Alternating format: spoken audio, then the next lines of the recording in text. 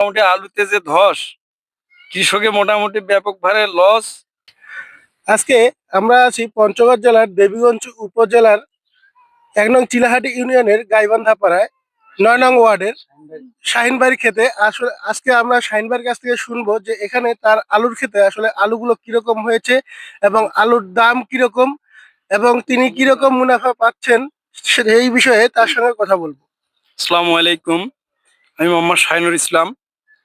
গাইবান্ধা পাড়ায় বিগত ২ বছর ধরে আলু চাষ করতেছি।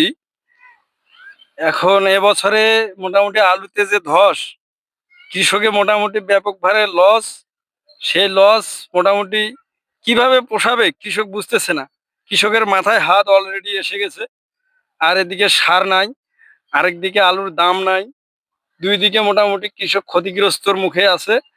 আর ফল মোটামুটি খুব ভালো হয়েছে, কিন্তু দাম দিয়ে মোটামুটি সন্তুষ্টজনক না।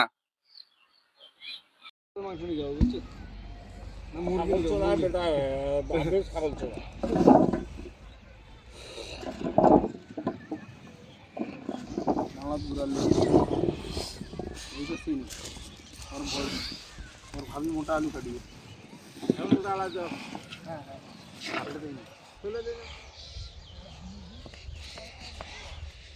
ভ্যান কি চলে গেছে? ভ্যানগুলোর ভিটি নেই, বহুত ভ্যান ছিল, মানে সিরিয়াল ছিল এদিকে এঠে বন্ধ ওটা থেকে।